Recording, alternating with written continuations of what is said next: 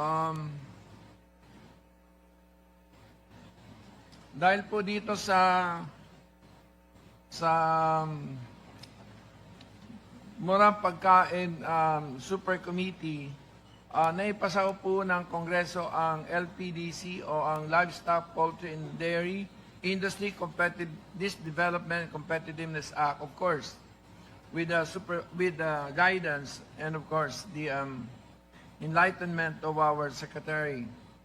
We now have a national LPD roadmap, a 10-year strategic plan covering breeders, feeders, animal health, R&D, dairy, and market development. 2, institutional reforms, which divides the regulatory and development functions of the BAI to address the commingling of potentially conflicting functions, centralizes the government of the LPD sector under one umbrella undersecretary.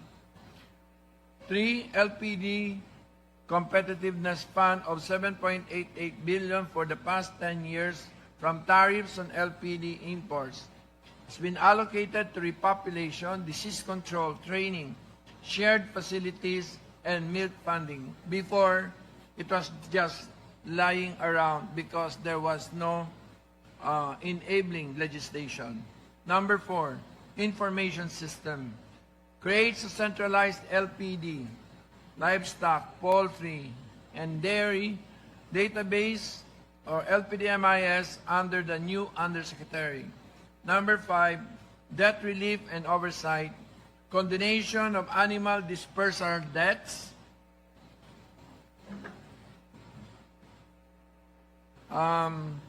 so implicitly, the Committee on Ways and Means agreed to it.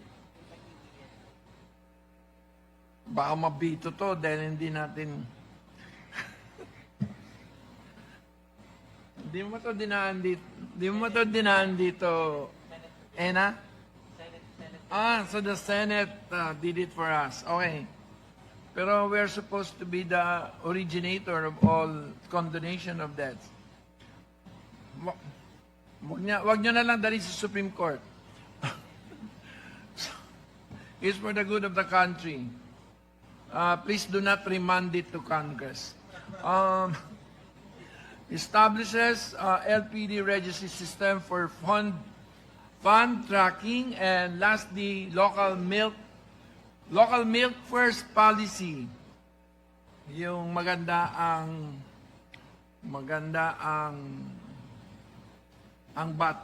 joke. Government feeding programs must source from local dairy first. So at this point, may I recognize our other co-chair? Sino mauna sa inyo? Ladies first, may I call on the... May at this point first recognize Congressman Lord Swan and of course my ever-dependable Congressman Dagook. So at this point, may I recognize the Chairperson of Social Services, Chairperson Ria Vergara of Nueva Ecija. Thank you, Mr. Chair.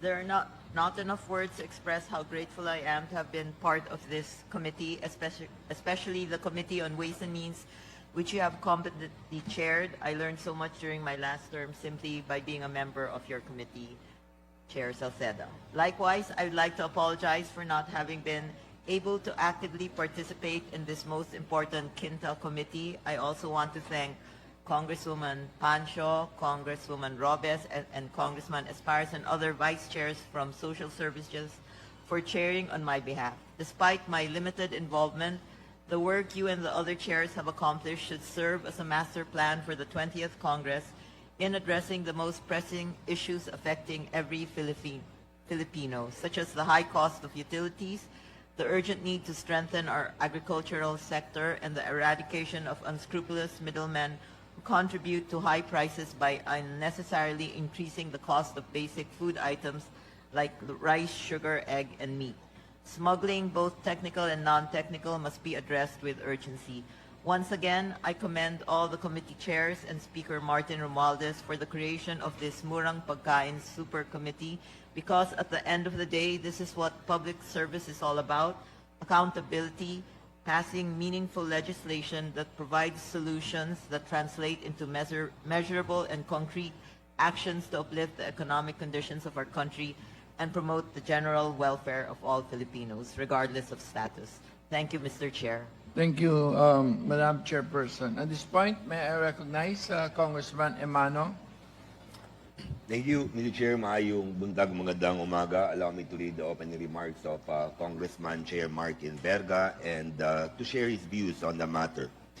Resolution number 254, adopted by the House on September 25, 2024, authorized the Committees on Ways and Means, Trade and Industry, Agriculture and Food, Social Services, and the Special Committee on Food Security to conduct a joint inquiry into smuggling and other forms of price manipulation. The primary objective of this inquiry was to ensure food security by addressing the root cause of instability in agricultural market. In pursuit of these objectives, the committee concentrated on the critical issues affecting availability, affordability, and accessibility of key agricultural communities, with a particular focus on rice, livestock, poultry, and dairy products. The inquiry also looked into various practices and actions that disrupt the food supply chain, contributing to food insecurity, especially among low-income families in the country. To effectively address these challenges, the Department of Agriculture, in coordination with other relevant government agencies, formulated and implemented measures aimed at curbing rising prices and stabilizing the supply of essential commodities. These initiatives were thoroughly presented by Chair Joey Salceda during the committee sessions. Additionally, intensified enforcement efforts by the Bureau of Customs to combat smuggling significantly contributed to the stabilizing both prices and supply, reinforcing the government's commitment to protect the domestic agriculture sector. The active participation of the private sector provided valuable insights to the Joint Committee, highlighting the vital role of stakeholders across the entire agricultural value chain, from production and processing to distribution and retail. This collaboration underscored the importance of maintaining transparency and fairness in pricing mechanism to prevent excessive markups and ensure that consumers, particularly vulnerable groups, have access to affordable food. Moving forward, the Joint Committee emphasized the need for sustained cooperation between government agencies and private partners.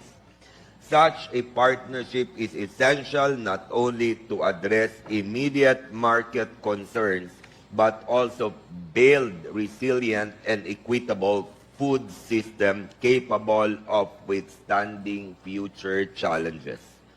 Continued vigilance, policy adjustments, and inclusive stakeholder engagement will be key to securing long-term food security for the nation. Maraming salamat po, Mr. Chair. Thank you very much.